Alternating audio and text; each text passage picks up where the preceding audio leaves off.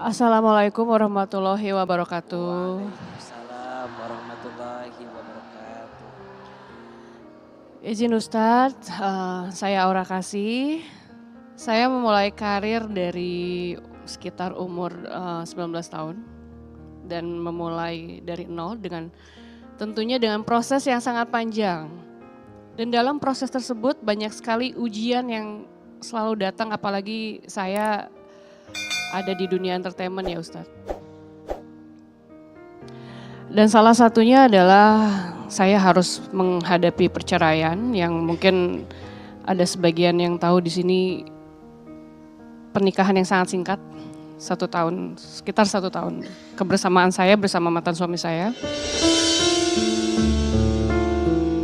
Dan itu bukan keputusan yang mudah, apalagi ketika kita menyadari bahwa saya harus melanjutkan hidup sebagai ibu tunggal.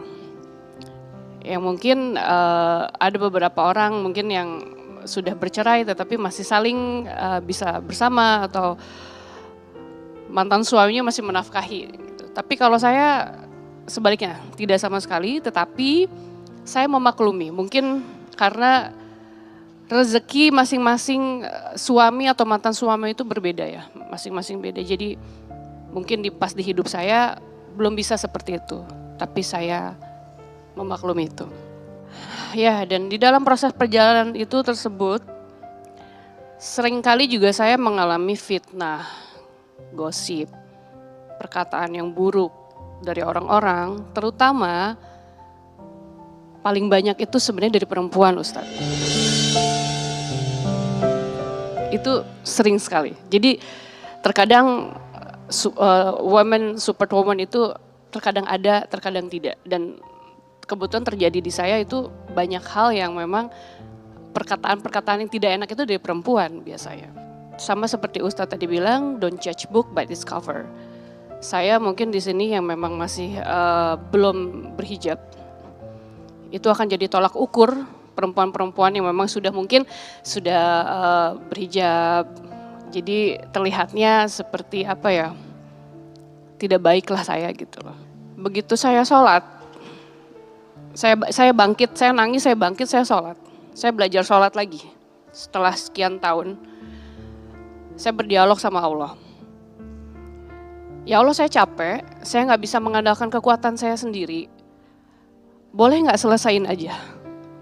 Itu saya dialog saya kepada Allah setiap saya sholat. Itu saya terharu banget karena kadang kita tuh sebagai manusia ego kita terlalu tinggi Ustaz. Sehingga kita lupa, kita dikasih masalah itu bukan Allah ingin kita menderita. Tapi Allah ingin kita belajar untuk yuk saya memberikan semuanya gitu loh. Kenikmatan, ujian itu Allah yang memberikan. Kenapa kamu gak balik ke saya? Mungkin dialognya seperti itu kali ya. Di situ saya sadar, oh ya saya harus kembali lagi. Jadi kalau saya boleh curhat sedikit, pencapaian terbesar saya selama saya hidup di 38 tahun, bukan punya rumah, bukan punya karir yang bagus. Kalau anak kan itu amanah ya gitu. Tetapi saya bisa melanjutkan ibadah dengan hati yang ikhlas, bukan sekedar rutinitas gitu ya. Saya juga bukan orang suci, saya banyak melakukan kesalahan di masa lalu, baik yang mungkin disadari atau tidak. Mungkin saya juga banyak dosa ke orang-orang yang mungkin secara sadar dan tidak berkenan. Makanya dari situ saya belajar untuk memperbaiki akhlak. Saya belajar tasawuf Ustadz. Karena untuk memperbaiki akhlak, setelah itu saya memperbaiki ibadah saya, baru saya berdoa semoga istiqomah. Dan boleh minta doanya ibu-ibu ya. Istiqomah dalam menjalani kebaikan. Pertanyaan saya Pak Ustadz, setelah proses panjang selama ini, saya berpikir bagaimana sebenarnya usaha kita agar kita bisa terus menghadirkan Allah di setiap saat. Bahkan dalam setiap tarikan nafas, dan langkah kita. Bagaimana caranya agar hati kita tetap bersih dan sadar akan kehadiran Allah di dalam hidup kita. Karena saya yakin hidayah itu dijemput, bukan ditunggu. Itu aja Pak Ustadz. Terima kasih. Assalamualaikum warahmatullahi wabarakatuh. Waalaikumsalam warahmatullahi wabarakatuh. Baik, kan Teh Aura juga sebagai single mom dianugerahi oleh Allah 1 anak. Tidak mudah melewati ujian hidup menjadi seorang single mom. Mungkin juga ini pesan untuk semua pemirsa di luar sana yang barangkali ada yang juga single mom. Apa nih semangat atau motivasi Teteh untuk semua single mom di luar sana? Itu susah sekali menjalankannya, tapi setelah bisa dilewati, itulah level tertinggi dari memaafkan, yaitu ikhlas. Bunda,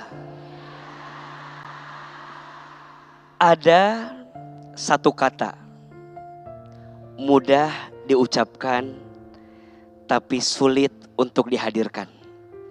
Apa itu? Ikhlas. Belajarlah ikhlas dari surat Al-Ikhlas.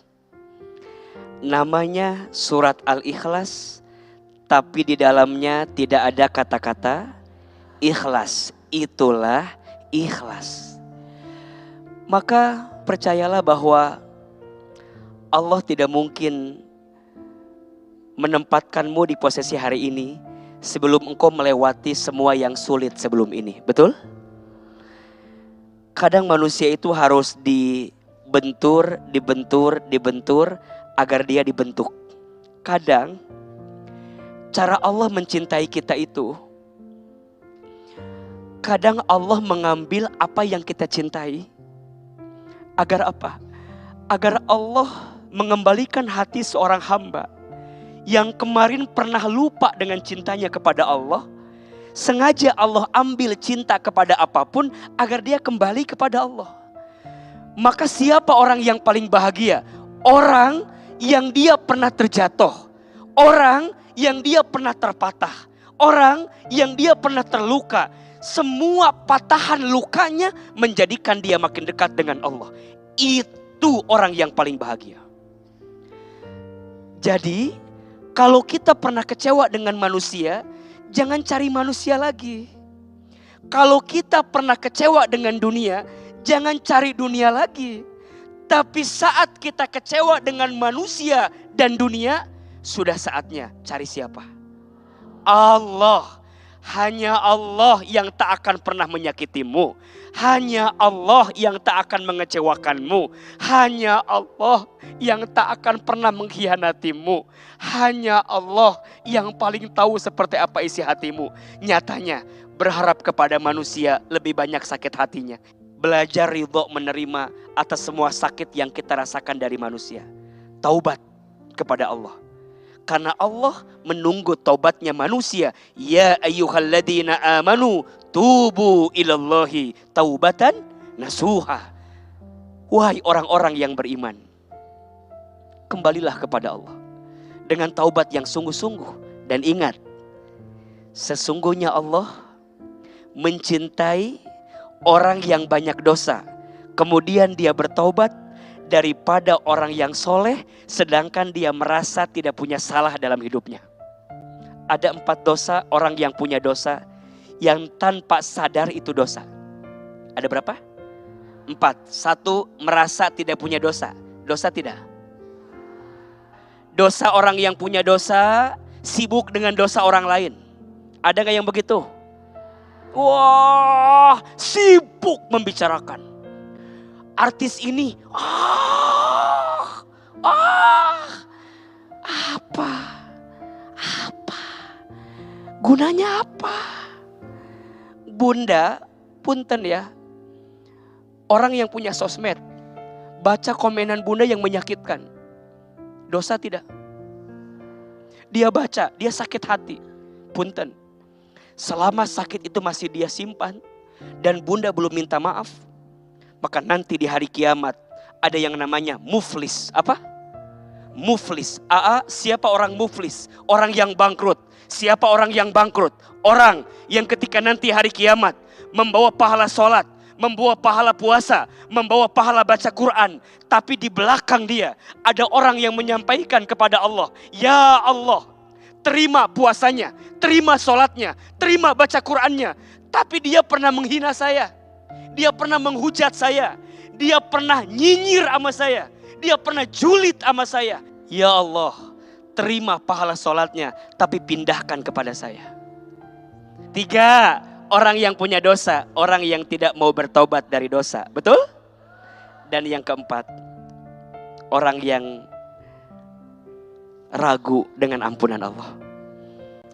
Sebanyak apapun dosamu, ampunan Allah lebih luas daripada dosamu. Maka izin ya, jangan mengungkit kesalahan di masa lalu. Semoga ada kebahagiaan setelah badai yang datang dalam kehidupan kita. Insya Allah.